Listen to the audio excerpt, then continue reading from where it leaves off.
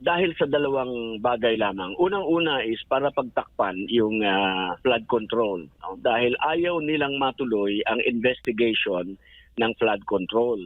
Dahil pag natuloy yung investigation ng flood control, ang dami nila. Lalo ngayon, paglabas nung Valiant 14, bagong pangalan, bagong address. At itong balita ko,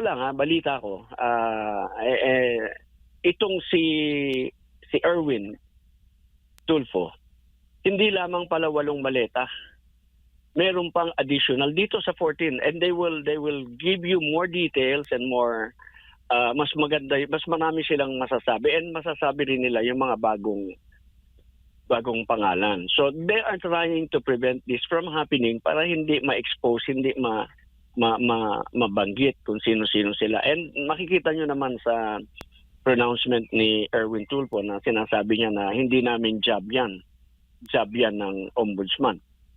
Bakit nung araw kahit na scandal, pinapakialaman ninyo? Anyway, yun yung gusto nilang iwasan. And number 2, gusto nilang ma-ensure na yung impeachment ni VP Sara, mapanghimasukan nila na katulad ng panghihimasok nila sa lower house.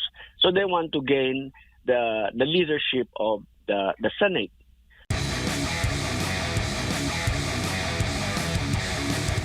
Malinaw naman po doon sa 1987 Constitution, wala naman pong sinabi kung ano talaga yung requirements, no? Pero nakikita niyo po ba, hindi rin mapipigilan kung magkakaroon din po ng reorganisasyon, maliban doon sa mga nakaspecific na mga batas na kanila pong ipapasa na urgent na may tuturing ng Pangulo na dapat na pagtuunan ng pansin ng Kongreso? Alam niyo, to be honest, I think actually the real purpose, we all know this, yung ulterior motive for calling this special session is to be able to force everyone to attend session so that they are able to grab yung makapag-elect sila ulit ng kanilang Senate President.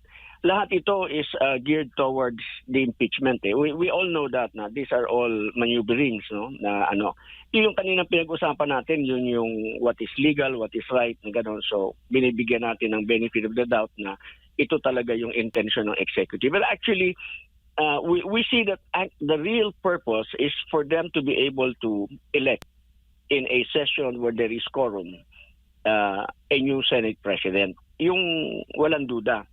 Because they're expecting that Senator Joel is going to join their ranks.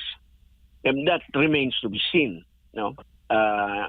Hindi pa tayo sure doon dahil ma-interesting itong nangyayaring situation ngayon. Dahil while the President called for a special session which is going to be held tomorrow, there is a session that is going to happen today ng Blue Ribbon Committee. No? So nag-uunahan sila on the things that they want to be able to accomplish while the executive apparently does not appear to be interfering. It is actually interfering by using this. Kasi kita naman natin di ba? Anong klase mga bills yung isinabmit niyang priority, hindi naman normally ganyan yon. Ang gusto lang talaga nila is to be able to elect a new Senate President.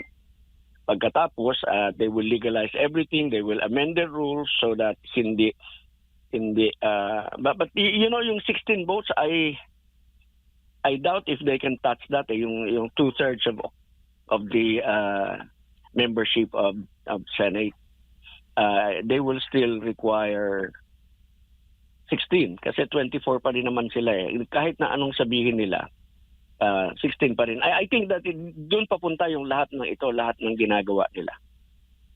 Pero meron pong mga lumalabas na mga pahayag ngayon mula sa mga, lalo na sa mga kritiko ng pangalawang Pangulo, mga mambabatas po, attorney, na dapat daw sundin yung Avellino versus Cuenco daw, na klase po ng botohan. Lalo na po dito sa impeachment at hindi sundin yung 2/3. Naniniwala siya na pag wala nang halimbawa kagaya dito sa sitwasyon ngayon na merong mga nakakulong na senador at merong mga nagtatago, pagbawalan sila. O kung meron pang madadagdag na makulong, yun po yung maging gawing basehan po, attorney, sa impeachment ruling.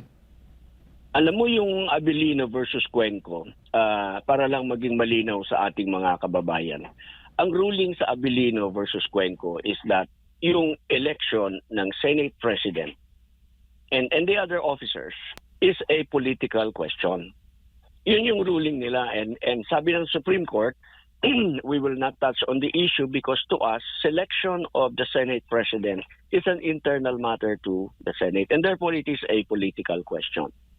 So, yung sumunod na naging sinabi lang ng Supreme Court doon is that what follows after, sabi niya, opinion lamang ng mga iba't ibang ministrado na gusto lang nilang maging ma-announce na ito yung tinalakay namin at ito yung sinabi namin. So, pero, number one, Abilino versus Cuenco, even during the motion for reconsideration, in consideration of the motion for reconsideration, ang sinasabi, it remains to be a political issue. Okay. Pero sabi doon sa unang decision, unang resolution nila, sabi nila, what follows is the opinion of the magistrado. Sa una muna sabi nila, do we have jurisdiction? If we have do we have jurisdiction? So do we have jurisdiction over the subject matter? Sabi nila, we don't because it's a political question. Assuming that we do, the question that they ask is, meron bang session? Meron bang quorum?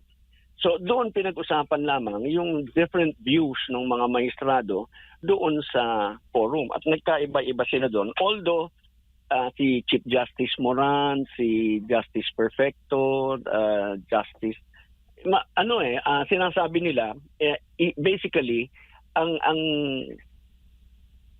quorum is 50% plus 1, no? Katapos meron lamang maestrado na nagsabi na como wala sa Pilipinas itong isang maestrado at yung isa ay may sakit, ang basihan natin kasi hindi mo mauobligang umattend, sabi niya,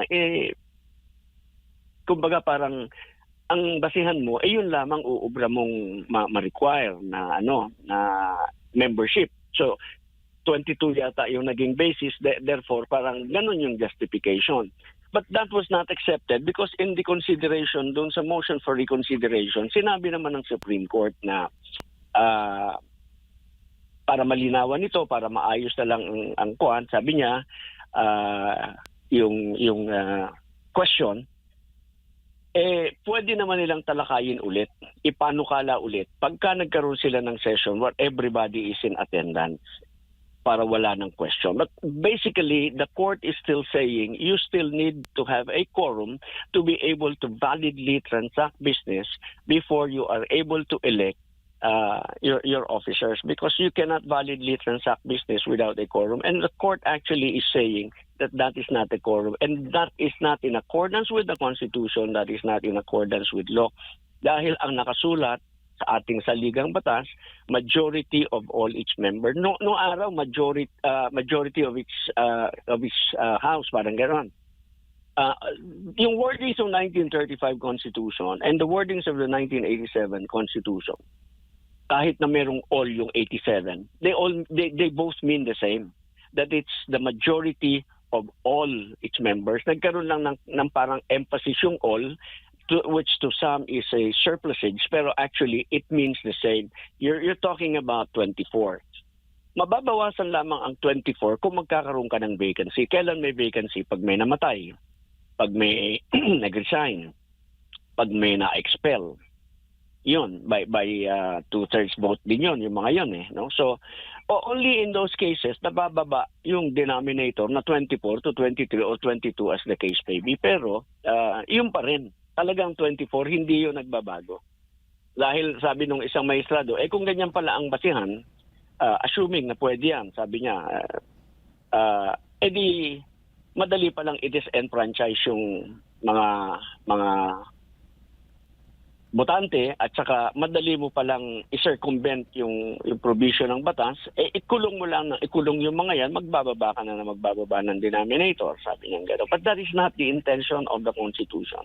And, yun na precisely yung ginagawa nila. Actually, the way I see it, itong ating minority, yung mga usurper group. Usurper ang tawag ko sa kanila kasi they're usurping the functions of the legitimate officers.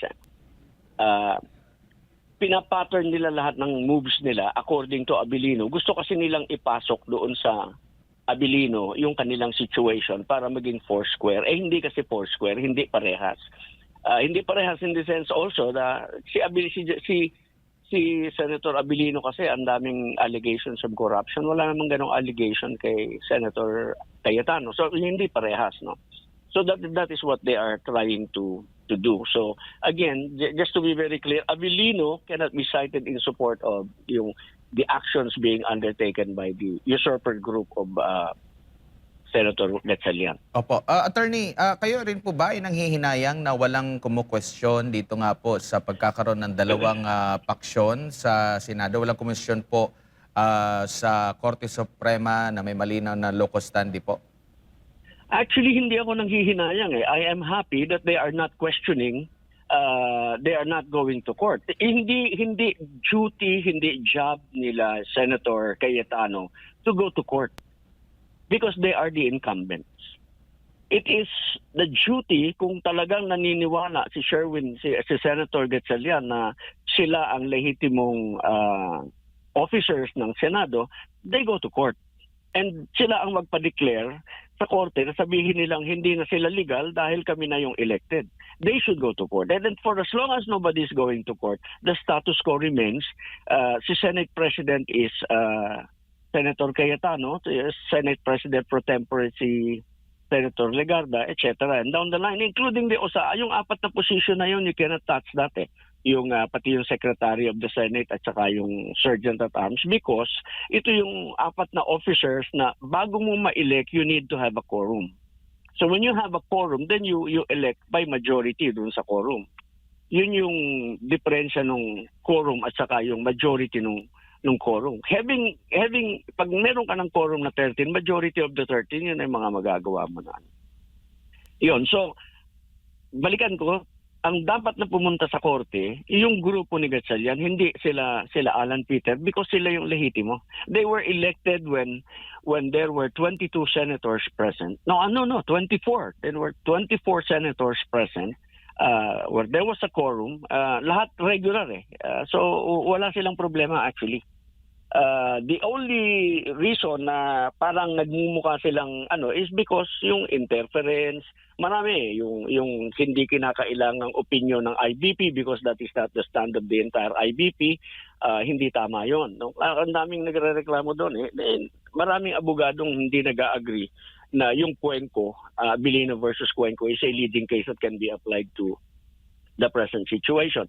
Whatever they do, kahit na anong recognition, nare-recognize ng executive, nare-recognize ng legislative, kahit na sino pa nag-recognize, that is not in the law. It's not going to make it legitimate. It is still a usurping group. Hindi pa rin sila valid because walang quorum, hindi 13 ang bumoto sa kanila. Hindi magiging valid kahit ano pa ang gawin nila. And they're trying very hard to project this to the people na sila yung legal. And this is actually executive interference already, which is a violation of the Constitution. Opo. So, bilang panghuli na lang, attorney, ang nakikita nyo po ba, dahil lagi nating naririnig, mayat may halos araw-araw, every linggo, merong reorganisasyon, may kesyo lilipat, pati si Senador Alan Peter Cayetano, nagtataka na rin siya. At sa tingin nyo po, ito po ba ang mga ganitong naririnig natin na maaring may lipatan na naman, magkakaroon na naman ng reorganisasyon, ay hindi dahil sa impeachment, kundi dahil sa flood control scandal? Actually, dahil sa dalawang bagay lamang. Unang-una is para pagtakpan yung flood control. No? Dahil ayaw nilang matuloy ang investigation ng flood control. Dahil pag natuloy yung investigation ng flood control, ang dami nila. Lalo ngayon, paglabas nung Valiant 14, bagong pangalan, bagong address. At itong balita ko lang balita ko, itong si Erwin Tulfo, hindi lamang pala 8 maleta. Meron pang additional dito sa 14, and they will give you more details and more mas maganda, mas marami silang masasabi, and masasabi rin nila yung mga bagong pangalan. So they are trying to prevent this from happening para hindi ma-expose, hindi mabanggit kung sino-sino sila. And makikita nyo naman sa pronouncement ni Erwin Tulfo na sinasabi niya na hindi namin job yan ng ombudsman. Bakit nung araw kahit na scandal, pinapakialaman ninyo? Anyway, yun yung gusto nilang iwasan. And number 2, gusto nilang ma-ensure na yung impeachment ni VP Sara, mapanghimasukan nila na katulad ng panghihimasok nila sa lower house. So they want to gain the leadership of the Senate. Yan yung para sa akin na nakikita ko na talagang intention, yung motibo for their actions. Opo, at nabanggit niyo na rin ang Blue Ribbon Committee hearing, attorney. Ngayong araw nga ay maraming nag-aabang doon sa anunsyo nga ni Mike Defensor na magkakaroon ng hearing, yung Blue Ribbon ng Cayetano Block. Ano ba to? Tuloy ba ito sa kabila ng mga banta laban po sa mga nasa likod po nitong hearing na ito? Okay. Una muna, there are no 2 blocks in the Senate. There is only one legitimate officers of the Senate, sila Senator Cayetano yan, and there is only one legitimate Blue Ribbon Committee headed by Senator Pia Cayetano and yung subcommittee ni Senator Marcoleta. Yun yung legal There are no 2 blocks. There is only one para to disabuse the mind of the people. Kasi yun yung gusto nilang i-ado sa tao na there are 2 Senate. No, there is only one Senate. Merong mga nag-a-attempt na mag-usurp noong legitimacy nung una. But they're not able to do that. And kaya nga sila nagmamaneuver ng ganito. No? Ngayon, yung hearing mamaya, ang pakiusap ko sa ating mga kababayan, huwag lang tayong makinig, manood. Makiisa tayo, let us be counted. Punta tayo doon to show our support. Personally, pakita natin na tayo ay sumusuporta sa mga maglalahad ng katotohanan dahil gusto natin ng katotohanan. Ang gusto natin, truth, accountability, justice. Yun. Para maipakita natin kasi pagka walang tao doon, dadami na naman ng mga, alam mo na, mukhang may barikada na yata doon. Hindi pa ako sure kung ano na ang situation doon ngayon. But we're inviting everyone. Let's all, show everybody our support. Para doon sa mga naninindigan para sa atin. Actually, these people are fighting for us. They're standing for us. In return, yung maano na lang na magagawa natin is ipakita natin ang ating suporta by being there, by be counted, be physically present so that they will know na ito talaga ang gusto ng taong bayan. Pakita natin yung ating numero because they're thinking na kung mas marami ang pulis doon sa Senado, iniisip nila hindi ang taong bayan, hindi nagagalit sa ginagawa nila. So I think this is the time for us to be able to show our support for these ex-servicemen who were although dishonorably discharged, pero yung kanila namang background when they were in the service, they were recipient of meritorious awards in recognition. Hindi kasi como dishonorably discharged ka, dishonorable talaga ang ginawa mo na it involves nakaw ka, yan, dishonorable talaga. Pero yung awol, dishonorable din Nag-awol ka lang, madi-dishonorable ka. But that does not make you a dishonorable person, and that does not make your testimony unacceptable.